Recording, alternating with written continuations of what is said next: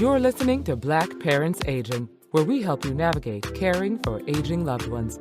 Every Wednesday, we'll discuss how to help your parents successfully navigate this new season of life. We are going to talk about legal, health, technology, and finances. Here's your host attorneys, Olivia Smith and Nicola Robinson.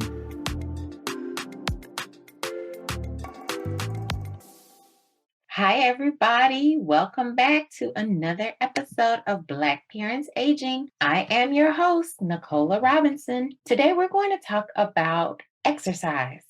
It's not a scary word. We are a couple of days into 2021. Well, we're in the middle of February. So a lot of us have probably made some New Year's resolutions and you put exercise on your list. But today we are going to talk about your parents and exercise. I know we've been bouncing back and forth between health topics and legal topics. I know we recently talked about wills, which is a legal topic, but today we're going to talk about health a little bit more. And we're going to talk about why is exercise so important, especially for our parents who are wanting to stay at home as they age, aging in place. And so we know that there are a dozen studies out there that talk about the benefits of exercise for aging adults. So we are recording this episode so you can have some information about those benefits that you can share with your parents or with your loved one, especially if they don't currently exercise. Maybe this information will encourage them to do more. So in terms of benefits,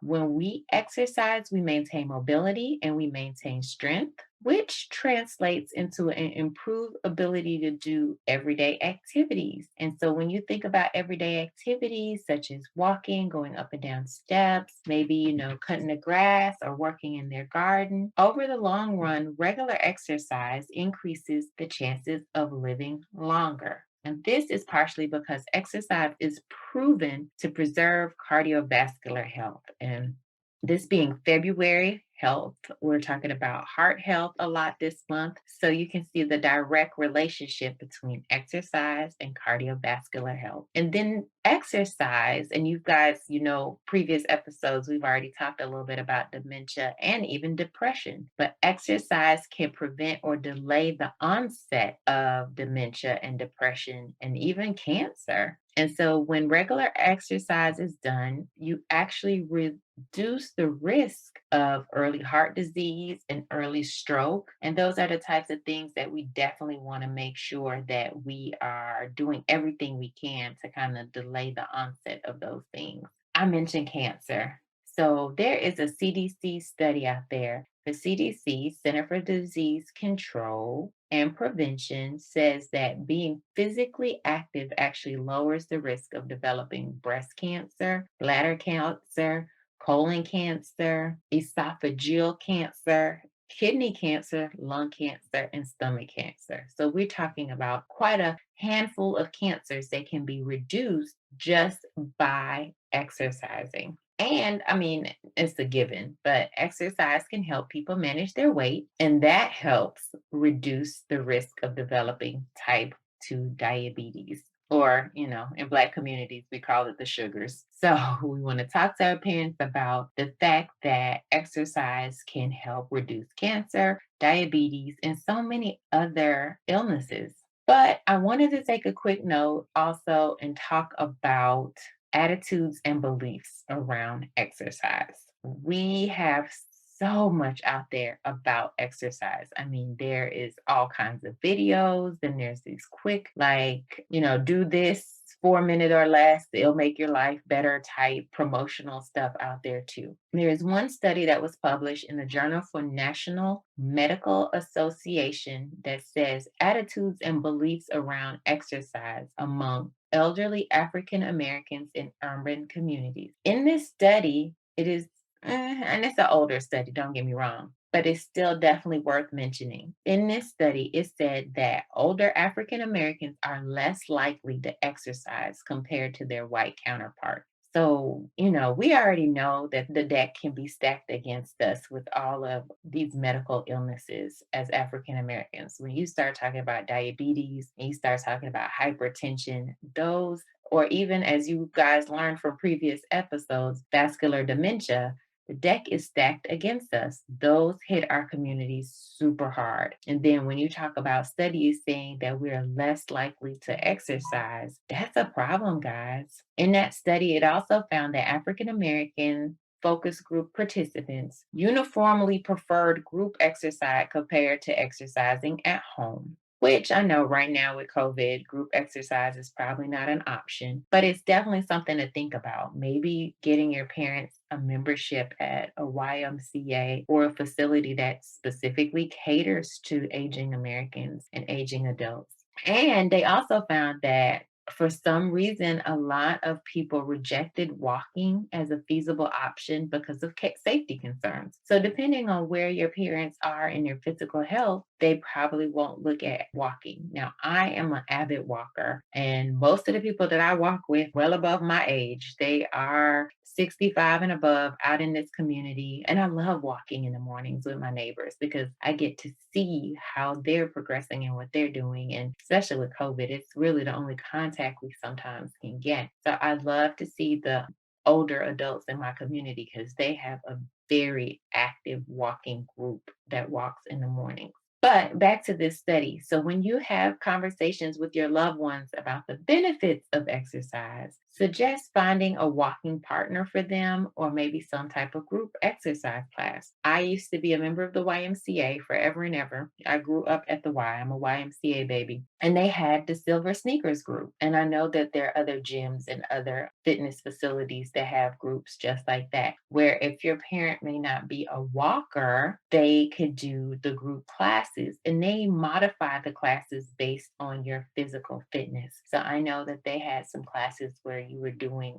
upper body training, strength training, but you may be sitting in a chair because some people just were not able to stand up for long periods of time. So look for classes like those that your parents can get involved with, because then not only is the benefit of the exercise, but you get the benefit of the social opportunity. So when COVID is over, look for classes where they can meet with other people, and that gives them something to look forward to and something for them to do. Let's talk about what's recommended in terms of exercise. There are general recommendations. And of course, there's always the concern about your parents getting injured, especially if they've had any history of falls or maybe, they've gotten injured in the past. So you definitely want to talk to their healthcare provider before you recommend some type of workout routine for your parents. The CDC does say that most people need moderate to intense activity. So again, like a brisk walk is typically safe.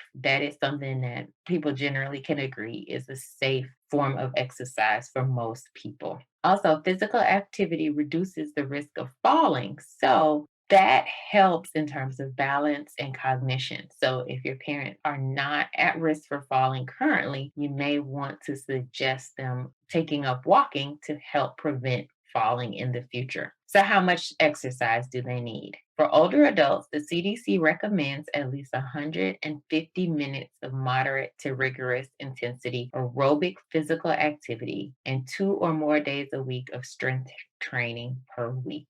Sounds like a lot, but really is not 2 or more days of strength training. It does not say they need to be, all out 3, 4 hour strength training in the gym. Like, not at all. We are talking about some maybe light weights to help with some upper body activity. And then again, that aerobic exercise can be walking on a treadmill, walking outside when the weather is nice, or maybe doing a stationary bike, something along those lines. So it can be really broken down, that 150 minutes of activity per week. You're talking about breaking it down to 7 days a week. So it's really just 21 minutes a day. So you're talking about a 12 to 15-minute walk in the morning and evening can meet that recommendation. So 150 minutes might sound daunting, but if you say, hey, mom, what if you went for a 20-minute walk every single day? What if you challenge yourself to do something like that? That, of course, does not seem as overwhelming or as daunting to anyone. I try to walk at least 30 minutes every single morning because I know I need it most for my physical health and my mental health. So if you can get your parents to commit to doing at least just 20 minutes a day. The CDC has also said that some activity is better than none activity. So even if they can't maybe do 7 days a week, maybe they can only do 3 days a week, but it's something more than just sitting on the sofa. So even if it's just a 5 minute walk, if they get up and check the mail and maybe walk around their block a little bit before they come back in the house, baby steps. That's how you build progress. So start out with, a few steps if the weather is good, maybe down the hall, maybe past the kitchen, maybe then out the door, then to the mailbox, then to the top of the street. But it starts as simple as something like that. And along the same lines, if someone is able to do 45 minutes of activity or even 60 minutes of activity, the benefits will increase. So start out small, but tell your parents and encourage them to work on increasing their routine and the amount of exercise they get. More physical activity lowers blood pressure and improves cholesterol levels. So, though, I mean, the benefits are just so many. We can talk on and on about the benefits of exercise, and exercise benefits everyone. It's for young kids, it's for our age group, it's for our parents, but especially for our parents because we do want them to live long, prosperous lives. And so, to do that, they definitely need to incorporate some exercise into their routines. There's really no downside to exercising. Everyone benefits from it, just straight up. Okay, let's talk about a little bit about making it safe and positive because I think that that's also really important. Because, of course, you don't want your parents to be working out in maybe an unsafe environment. I know that's the issue. My husband is always concerned about my walks because I tend to go early in the morning. And he's like, I really would want you to go after the sun comes up. So I have safety concerns. I know your parents probably have safety concerns, and you probably have safety concerns for them. So, as I mentioned, walking, while it might be great form of exercise, let's make sure it's well lit where they're walking. They're not walking alone, preferably. They may, if they have a pet, they could be walking with their pet. If they have a walking partner, they could have somebody to go out and walk with them, making sure that they're not overdoing it. Like I said, baby steps. Let's start out slow. We are not working towards, running marathons or anything like that. We are just getting out to get some fresh air and to get some good physical activity. So make sure if your parents are going to start an exercise regimen, make sure they have the appropriate shoes. Shoes can be a huge part of any exercise because you want to make sure that they have the proper cushioning for the terrain that they may be on. I mean, you don't want your mom or your dad out here in flip flops or sandals talking about they going for a walk or they got on boots when they really should be wearing a proper pair of sneakers. So make sure that it's well lit, make sure they have on the proper shoes, and those types of things will help and make sure that they don't fall as well. Let's see what else. Some seniors, they know the benefits of staying healthy and they know that it will give them energy and make them feel better. And they just may not feel motivated. So that's where you come in as their kids, trying to encourage them. You might have to actually start out doing it with them. So if this is the opportunity for you to kind of bond with your parents, go over there and say, hey, mom, let's go for a walk and we can chit chat and kind of catch up. And that's how you kind of sneak it in sometimes. Because sometimes they know, they might be just sitting on the sofa. But when you suggest it, it's like, oh, yeah, we could totally do that. And that gives them a chance to tell you what's going on with them. That gives you a chance for you to see, where they are physically, as well as you get to be their company along their journey. So they get to feel like you're bonding. So it's a whole slew of benefits for exercising. It's not even just the physical, it's just really a chance for you and your parent to also spend some time together. But don't nag them about exercising. I cannot stress that enough. Like, it's got to be their decision. You can't really be the enforcer and make them exercise. I know my husband and I have struggled with this even with my mother-in-law because we would love to see her exercise a little bit more, but she's resistant. And so, we encourage, but we definitely can't force. When my kids are visiting, they are like Nana. They want Nana to be active and run around and play with them. So they are also kind of subtly encouraging her as well. But if your loved one doesn't get up and walk often, or they're resistant, or they're stubborn, again, take it slow. Don't force. Don't try to nag them about it. Maybe just suggest a walk around the cul-de-sac.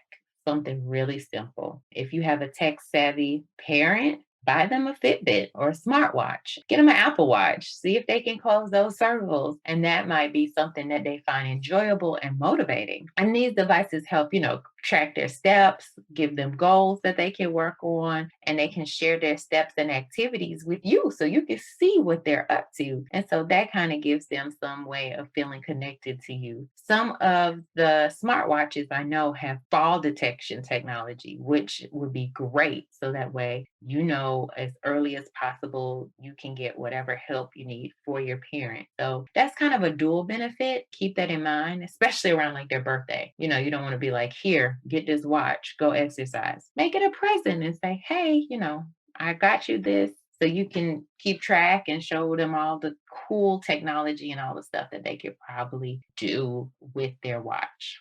I think that's all for today. Thank you guys. I am on my own fitness journey. I am going to continue to encourage my mother-in-law with her fitness journey, but please share this episode. Maybe you have a family member that you're trying to encourage to get on a fitness journey. Maybe you're on one. Let us know. And if there is anything you want to know about exercise and aging parents, please, please, please reach out. Reach out through our Facebook, leave comments, leave questions. Please share the show, leave us a review. We would really appreciate it. Again, this is a judgment-free zone. So send us whatever tough questions you got going on with your parents. I know we love to hear from you guys because sometimes we get questions in our Instagram or in our Facebook page, and we're just like, oh, wow, okay, because we can see the impact that this show has on people. When people reach out, that's when we know we are reaching you guys. So we are so grateful for this, and we love doing the show. Until next time, talk to you later.